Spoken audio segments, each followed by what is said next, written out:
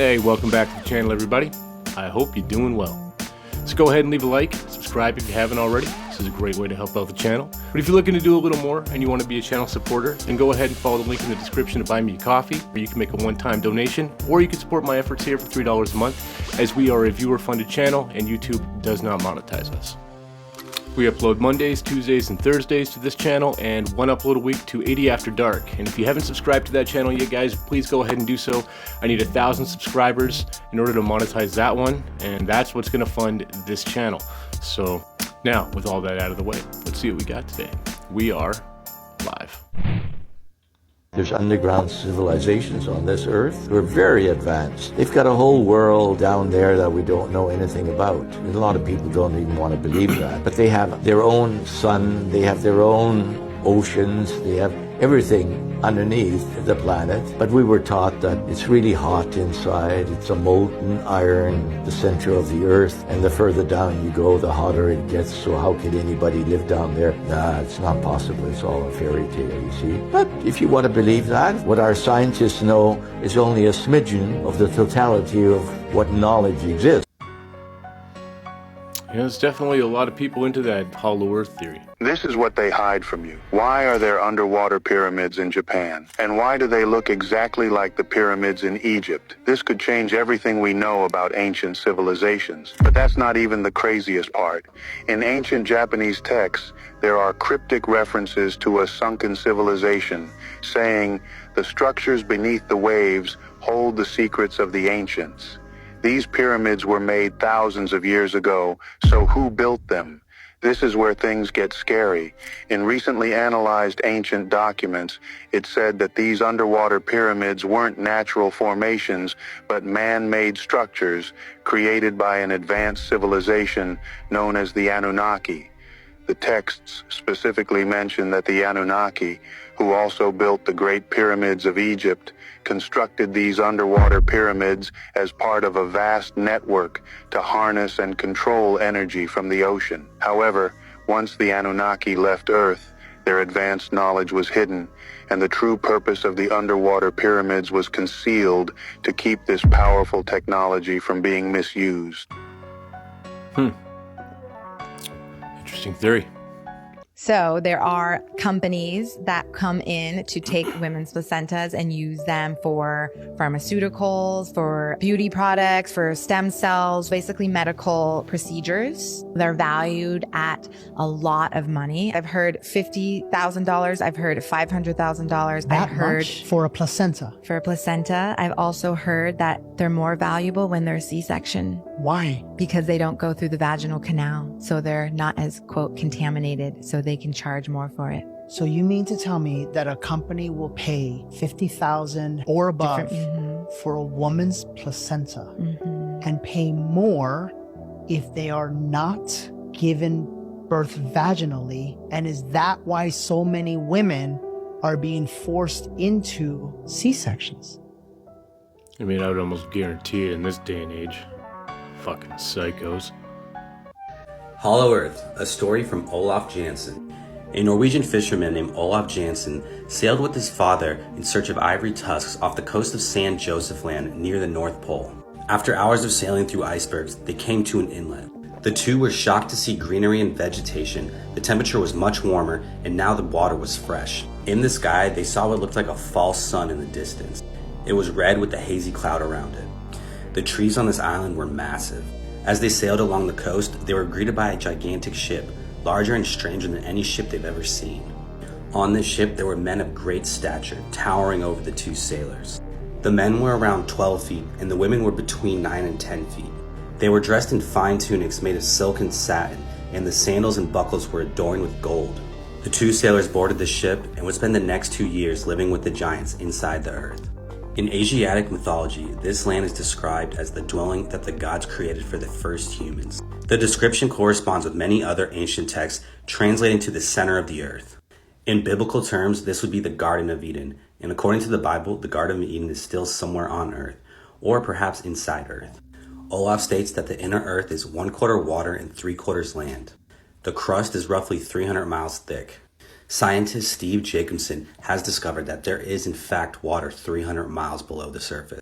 The sun inside Earth is described as an electromagnetic ball surrounded by a hazy white fog. The beings inside Earth refer to this as the smoky god. The cities are far more advanced than ours, and the animals and vegetation are huge. In Norse mythology, this place is known as Asgard, located in the center of the universe. Coming up next, Shambhala. Follow for more.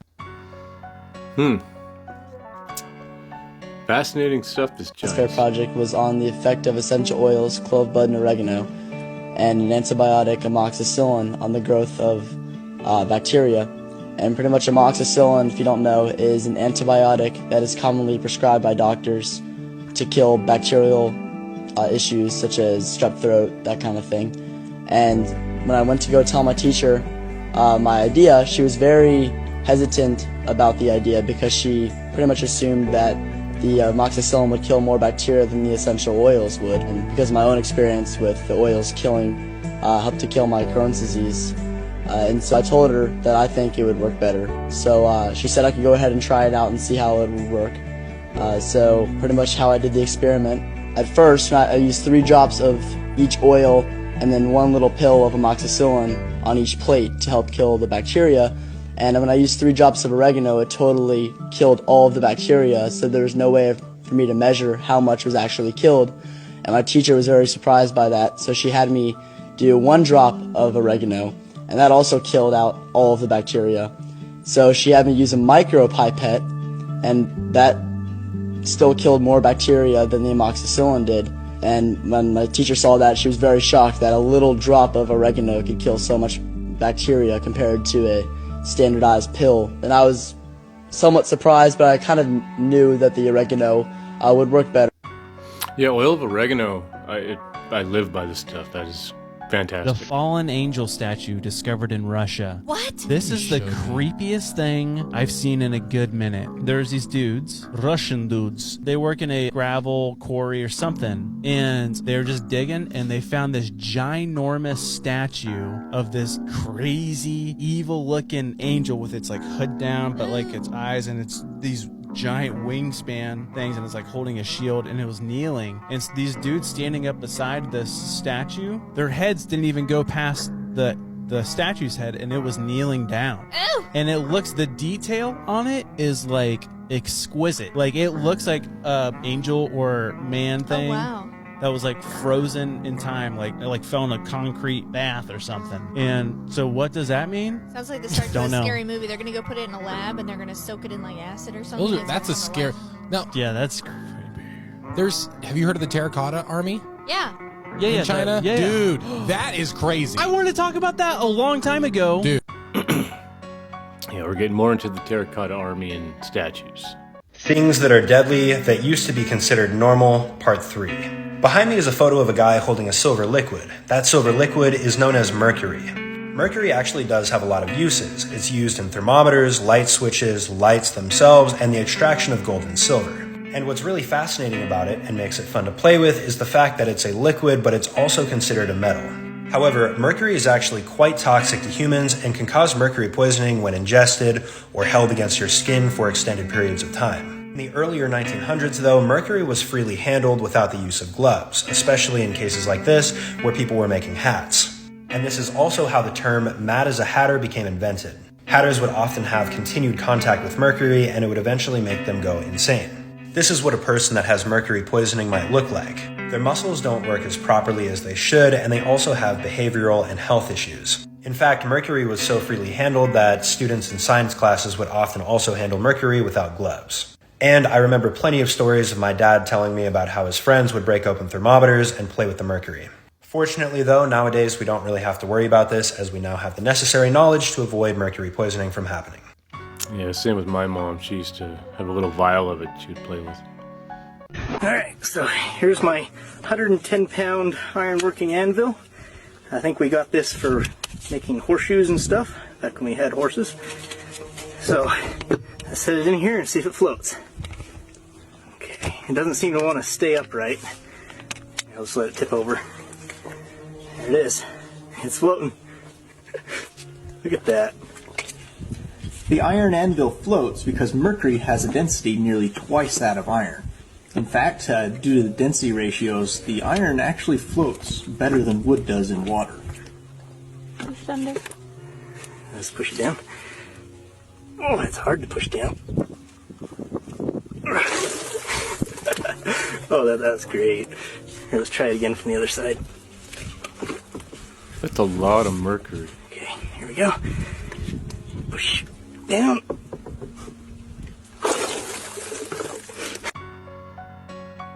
How do you get that much mercury? Red mercury is a substance that the government has denied its existence for years because of its ability to do this one thing. Red mercury, aka also known as vampire blood, is a substance that has magical properties. You know what's funny about this is that red mercury can actually, when you put it in the mirror, you can't see its reflection. This is where it gets crazy because that's just the surface level of red mercury. It gets attracted to gold, and guess what repels it? Garlic repels red mercury. You're lying. Now, if you think that's crazy, it gets even crazier because red mercury is a substance that during the nuclear arms race, they tried to deny its existence because apparently red mercury has the ability to shrink nuclear arms to the size of this to be fit in your pocket and still be as deadly, if not more. That's fucking insane. The whole garlic thing could be made up. The whole gold thing could be made up. The whole not being able to see it in the mirror could be made up. But there's been a big campaign out there. That's one thing you could say, that there's a big campaign out there saying that this substance does not exist. It's true. Red mercury, a strange substance that has no reflection in the mirror, and it also repels garlic, but attracts gold.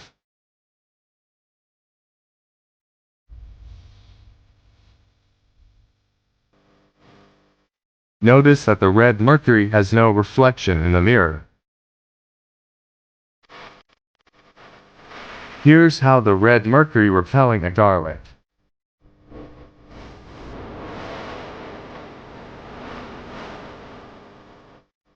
But when gold get near it, it attracted to the gold. Still no reflection in the mirror.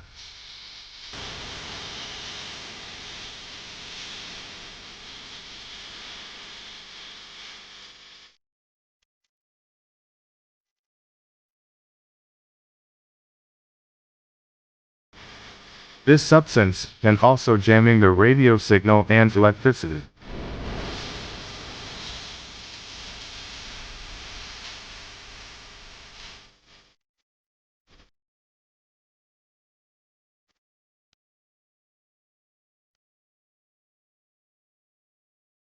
Red mercury is like a vampire's blood, which has no reflection in the mirror and repels garlic. So, what do you think? I don't know. Do you want to know why North Sea was just trending? Because the word of the real North Sea, the most treacherous waters, is getting out, and they needed something else to come up in the search when people started looking into this. The North Pole has a portal, and the Black Rock. Let's get Black Rock trending, and the Rupes Nigra trending, and F the system, they cannot hide it. Do you know what this place is? It's located in the center of the North Pole, and it's the center of the Earth's magnetic field, known as the tallest field. That black thing in the center of the world, it's the tallest mountain, far more taller than Mount Everest. It's the Rupes Nigra, or the Black Rock, also known as Mount Zion. Some people also call it Mount C. You wouldn't find this massive mountain existence in mainstream science and media because it's deliberately concealed, because if the world knew that there is such a huge mountain in the center of the earth, it would change the course of history. This includes the true nature of our world will be rewritten, and this will undo the globe-shaped earth theory and the entire timeline of the earth. Look how the wind stream passes through the mountain. It blocks the wind because of its height and size. The Rupes Nigra, or the Black Rock, described by Makita as 33 French miles long, or roughly 40 miles in diameter, is proportionally explained why all compasses point to this location. The biggest shareholder of all major companies in the world is BlackRock. And did you know Russia and China are secretly battling the U.S. right now over the North Pole? Yeah, they don't really talk about it too much on the news, but check it out, guys. Makes sense. Stay vigilant out there, guys. Yeah. We've been kind of poking at this one for a little while, so in the coming weeks, we're definitely going to do a deeper dive on the North Pole. According to some of our earliest mythologies, there is a theory that deep within our own planet, there is another realm where beings live. One of the most consistent themes that we find in ancient cultures when we travel around the world is the idea that there is another world, another Earth inside of the planet. Within Buddhism, there's stories of a place called Agartha, or Agarthi, which is an inner world, and it's inhabited too by people, and that they are an advanced race. Euler was a gifted mathematician. He developed this idea that the planet Earth is not only hollow, but the poles are actually thinned, and there are actually entrances into the inner core at the north and south poles of the Earth. He imagined that there were advanced civilizations living inside the planet. Allegedly, that's what Admiral Byrd said he saw, so... Now this will give you shivers. Today I learned that this American explorer and military official allegedly came into contact with a lost civilization in Antarctica while out on a mission named Operation High Jump. But this wasn't just any civilization. This was a civilization in Hollow Earth. Now if you didn't know, for thousands of years, people from all across the world have been writing legends about Agartha, the underground city. Now during Operation High Jump, which was the largest mission to Antarctica to date and lasted around 6 to 8 months, Richard Byrd wrote in his private journal about a mysterious land beyond the North Pole, which he called the center of the great unknown. It is rumored that when Admiral Byrd's task force got to Antarctica, one of the first things that they discovered was an entrance into a hollow earth civilization that was populated by very advanced beings. Now, just like all of his previous expeditions, he would always document all of his experiences and discoveries in his private journal. And according to what he wrote in this journal, the government ordered Byrd to remain silent for what he witnessed during his Antarctic assignment. And here is some of what he wrote. I've just attended a staff meeting at the Pentagon. I've stated fully my discovery and the message from the master. The president has been advised. I am now detained for several hours. I am interviewed intently by top security forces and a medical team. It was an ordeal. I am placed under strict control via the national security provisions of this United States of America. I am ordered to remain silent in regard to all that I have learned on the behalf of humanity. Incredible. I am reminded that I am a military man and must obey orders. Admiral Richard Byrd died in his sleep of a heart ailment at the age of 68 without ever sharing any more evidence to the world that what he witnessed was true. It's true, you know, gotta know what's in that journal. Have you heard about the Agartha Network conspiracy theory? It's the idea that the Earth is hollow and a secret society called the Agartha Network lives inside. They supposedly have advanced technology and supernatural powers, and control major events in human history from underground. Some people even believe the entrance to their world is in Antarctica. But there's no scientific evidence to support this theory, and it's widely regarded as a conspiracy with no basis in fact. What do you think? Let me know in the comments. Yeah, I don't know about this one.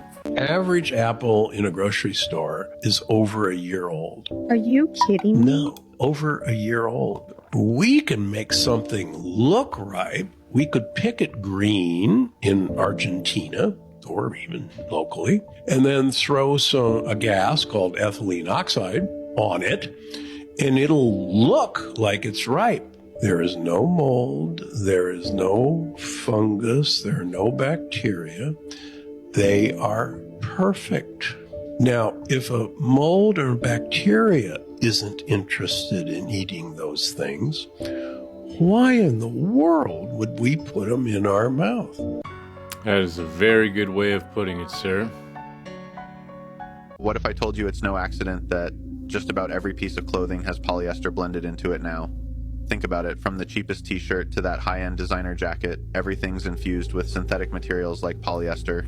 Natural fibers like cotton, linen, or wool, they're disappearing season after season. And no, it's not because polyester is just more convenient or cheaper to produce.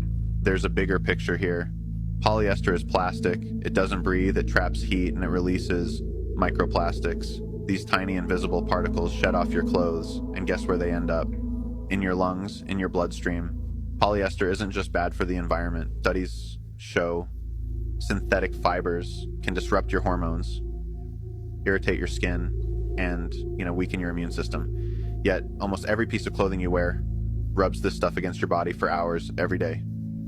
Coincidence? Not likely. Because let's face it, they're attacking us from every angle. The food is packed with chemicals, the water's laced with fluoride and contaminants, the air is filled with pollutants. And what do you know, out of all the materials in the world, they got us to wear plastic. Why stop at poisoning what you eat, drink, and breathe when they can also control what touches your skin, your body's largest organ? And here's the kicker. They've convinced us these blends are better, that you need that polyester spandex mix because it's stretchy, wrinkle-free, or athletic. But what they're really doing is making sure that when you sweat at the gym, your pores are open wide, letting all those microplastics seep in. It's not just physical either. Synthetic materials lack the grounding, natural energy of cotton, linen, and wool. Ever notice how you feel different in pure cotton compared to a polyester blend? That's because natural fibers connect you to the earth. Synthetics, they disconnect you, add to your stress, and mess with your vibe. They're stripping away nature, one thread at a time, and leaving you feeling plastic and artificial. So the next time you check a clothing label and see polyester, nylon, or acrylic, ask yourself, is it just fashion, or are they weaving control into every fiber of your life? I'm going to go ahead and say this is just a joke for entertainment purposes. Yeah, ideally you should just be wearing linen if you could. So this is an important one about light and how anyone who wears glasses should listen to this video. So ultraviolet light is dangerous. This is what they tell us. We should avoid it at all costs. We live in houses with no ultraviolet light. We leave our houses when we put on glasses, contacts, and sunglasses, which block the UV light. We drive in cars that also block the UV light. We work in offices which receive no UV light. Then we turn on lights that have no UV light. And then finally we take a break in the sun and we put on suntan lotion, which blocks the UV light. Then we look at the benefits of UV and we see UV light activates vitamin D. You don't need synthetic, non-absorbing vitamin D supplements. Also helps with lowering blood pressure. Also helps the heart, the arteries, and cholesterol. It also assists in weight loss, which is a $1 trillion industry. Helps with skin conditions and other diseases. And then it also helps to boost melatonin levels so that you can sleep better. This industry has been created to tell you to avoid the sun so that all of these industries can exist. I'll tell you right now, 1 year on a carnivore diet, you will lose all the weight you need to.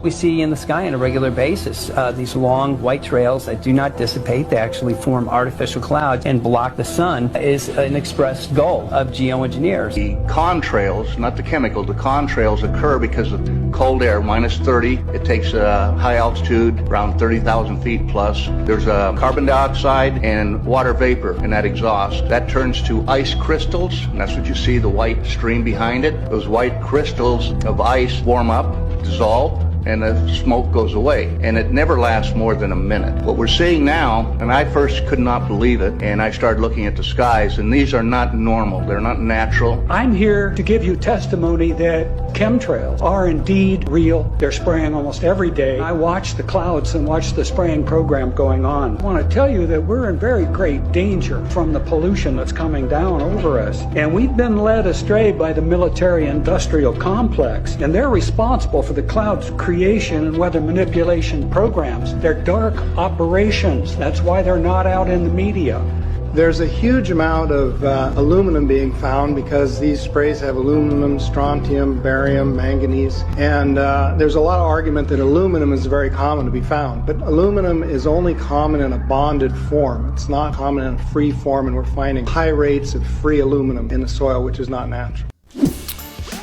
Yeah, you can't tell me they're not spraying the skies. I mean, specifically in summertime here, it doesn't take long for you to go outside, beautiful blue sky, beautiful blue Alberta sky, just to have one little plane flies by about an hour later, and next thing you know, it's just a haze. It's just become a normal thing around here. yeah, comments below on what you think, guys. Or if you have a topic you want me to cover that I haven't yet, also please drop that in the comments. Don't forget to check out 80 After Dark, because I am done here for the week, and I'll be over there on Friday. So yeah, come check us out over there where we can have some fun. And yeah, I'll be back on Monday with something else. But until then, 80 Canadian, signing off.